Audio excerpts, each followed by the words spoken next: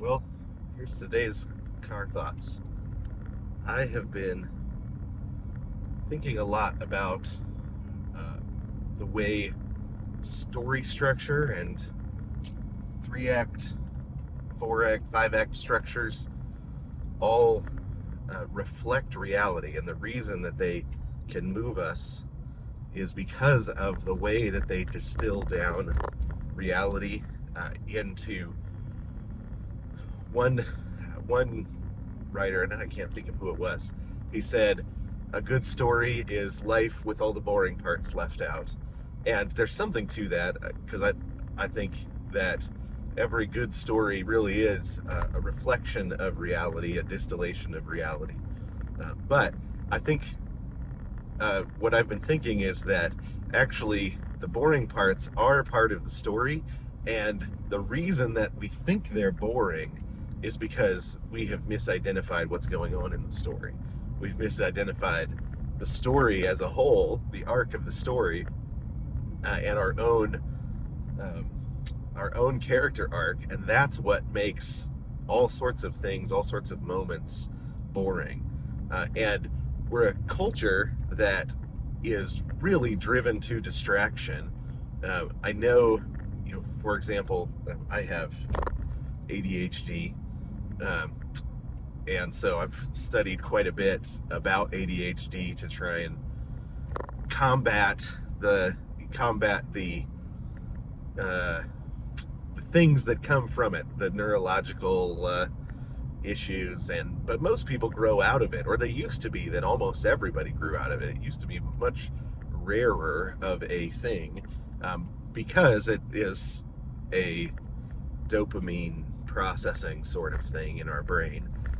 And life, the world, used to force you to just deal with it, right? Force your brain, because your brain is constantly changing. Your brain uh, is there's a great book called The Brain That Changes Itself, about the way our brain is actually not just moving in one direction, controlling us, but the decisions we make and the way life happens to us ends up affecting the way our brain is. So this the metaphor system that says our brain controls us, our brain makes us do things, that isn't right, because the way what we do and what happens to us ends up affecting our brain as well.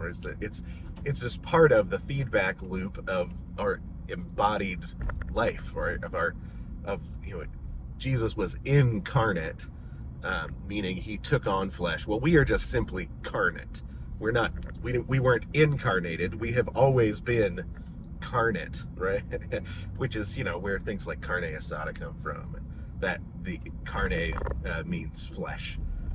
So meat. We're our meated existence. It is always in a body, and so the interaction between our brain and our body and our actions, I think, is a really fascinating and important one. But we've got to get away from the idea that our brain controls us, and that our brain makes us do things, because that is a materialistic understanding, and it's not supported by the science anyway. So, but the reality is that when you've got ADHD, see, I was just distracted by even talking about ADHD.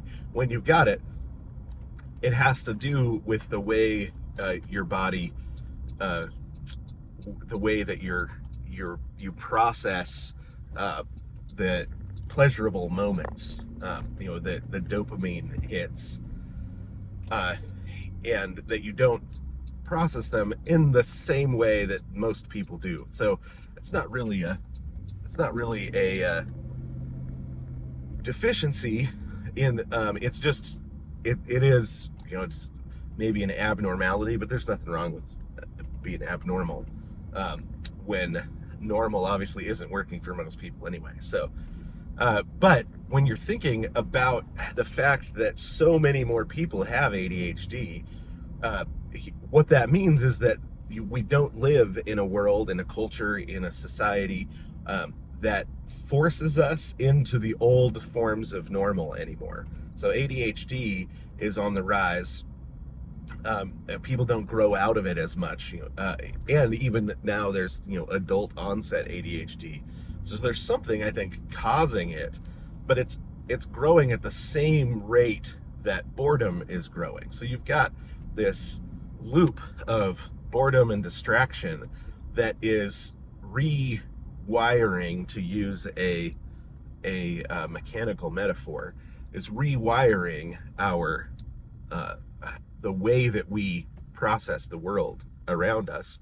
And the way that I think of it is, if you have a plant that's out growing, it will grow towards the sun. Take a sunflower, for example. It will grow towards the sun. It will stretch its face towards the sun. The face of the sunflower will move as the sun goes across. Well, the other thing that happens is, if you put a light up that is stronger than the sun, or is closer to it, even if it's not as strong as the sun, you can actually get a sunflower to tilt its head away from the sun. And right now, what we've done is we've filled our lives with the kind of distractions that get us to tilt our head away from the sun.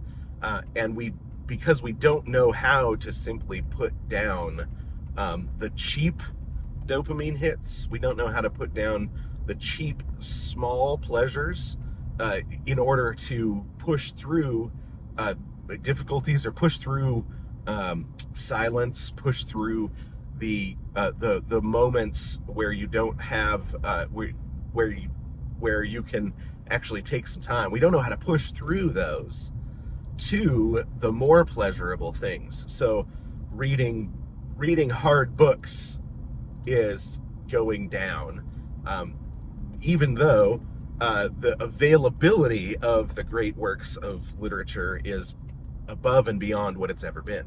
It's harder, though, to get somebody to read a hard book, because literacy has gone down. But that's because when we are younger, we're not pushing through and reading the hard things and being forced to read the hard things, either internally or by society that loves us enough to say, we want you to have access to the great works of literature, the most pleasurable works of literature, some of which are hard at first, but they produce an intense, deep love and experience with beauty in ways that other things don't. But you have to actually learn grammar. So reading somebody like Gerard Manley Hopkins, one of the most pleasurable poets once you crack the nut, takes a deep understanding of grammar. It takes wrestling with, because he uses grammar in a very careful very careful way, but it's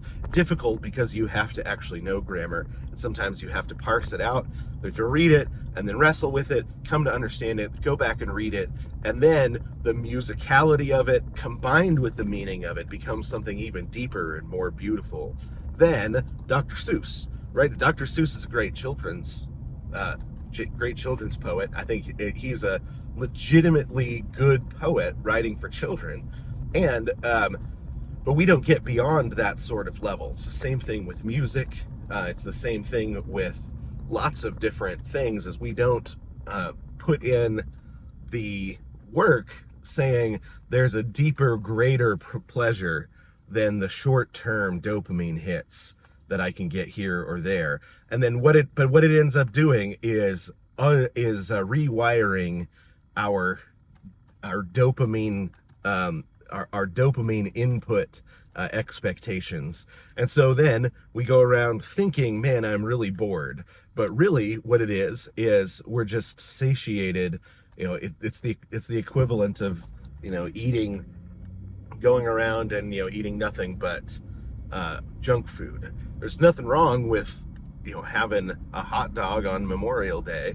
But if you have hot dogs for breakfast, lunch, and dinner, and you're full when the prime rib comes past, then that's when it's caused a problem. Well, and it's the same sort of thing with cheap pleasures. The same sort of way that you can fill up on cheap pleasures. In the same sort of way, you can fill up on cheap pleasures and miss out on some of the great pleasures because they take more patience, they take more time, and we don't exercise our patience. So anyway, that's my car thoughts for today.